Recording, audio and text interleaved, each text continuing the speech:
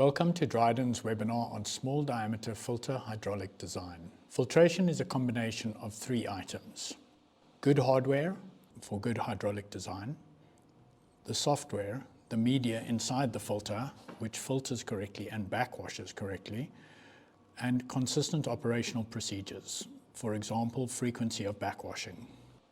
When we look at the hardware components, you have the top diffusers where the water comes into the filter during filtration mode and leaves the filter during backwash mode. The bottom collectors, which are the laterals at the bottom or the nozzle plates, and this collects the clean water once the water has traveled through the media. The software components. The software components consist of a range of possible media choices, including our own activated filter media or AFM, zeolites, mixed glasses, and the most commonly used media, sand. If you'd like to see details on the software components, we will be posting a media-specific webinar in the near future, so subscribe to our channel to get the latest releases. There are two standard pressure filter designs, namely vertical filters and horizontal filters. Generally, the vertical filters have the best filtration performance, while the horizontal filters claim to save space. Filters can come with different types of collectors, namely nozzle plates and laterals.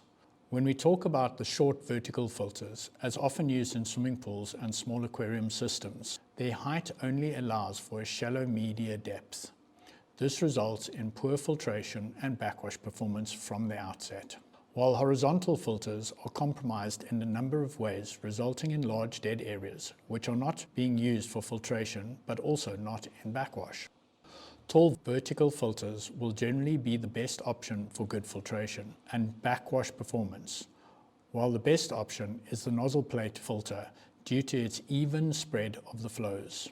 In this video, we will discuss the difference between small diameter short and tall vertical filters. Now, when we talk about the inlet diffusers, if the incorrect diffuser is used for a flow rate, it can result in preferential flows through the small surface area and problems with higher than intended filtration velocities.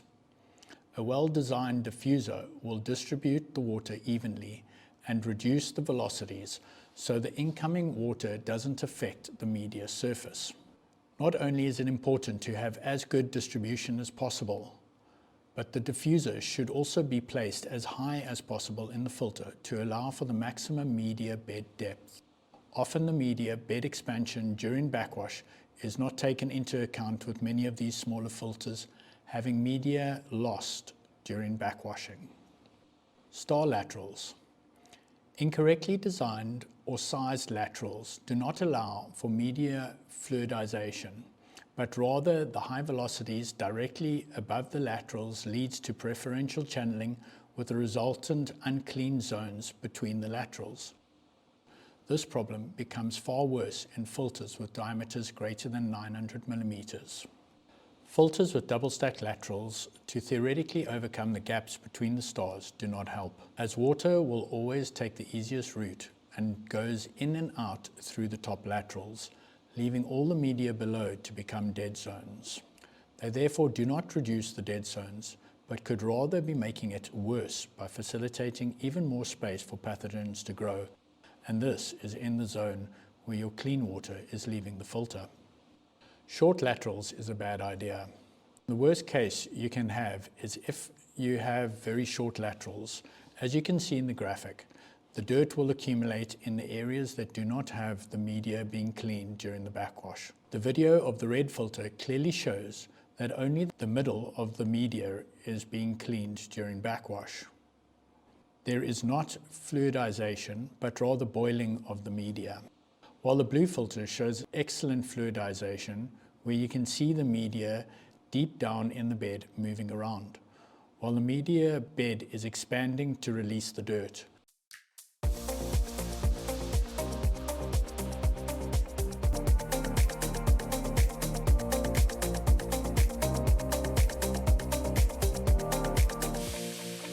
This is what a good backwash should look like. Good fluidization and no boiling. Here we have the same filters with equal flow rates, with a media surface area of 0.3 square meters. But with different lateral lengths, the filter on the left uses the full surface area of 0.3 square meters, while the one on the right only uses 0.196 square meters. This is due to the fact that only a portion of the media has been cleaned during the backwash. Once in filtration mode again, the filter with short laterals has less usable surface area. You think you're filtering at 25 meters per hour, but in reality, you are filtering at 40 meters per hour. Only hard solid particles will be captured at this rate, while organics will be broken down into smaller and smaller pieces. The filter on the left is properly designed, while the filter on the right is compromised. A good backwash is crucial. What comes in during filtration must go out during backwash. We have 4 take-home messages. Vertical filters with nozzle plates will always give the best performance. Improper design leads to poor filtration performance and/or the accumulation of dirt and pathogens in the filter. Good quality diffusers and as high as possible positioning leads to increased bed depth, giving better filtration efficiencies.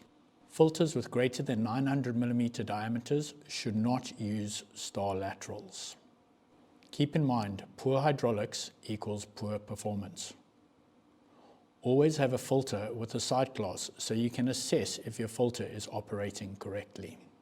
Wake up, it's time to change. Move from sand to AFM.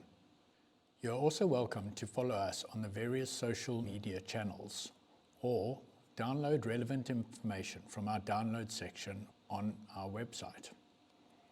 We also have a range of YouTube channels specific to the application of your interest. Scan the QR code of the one that is most relevant to your industry. Thank you very much for joining us. We'll see you next time.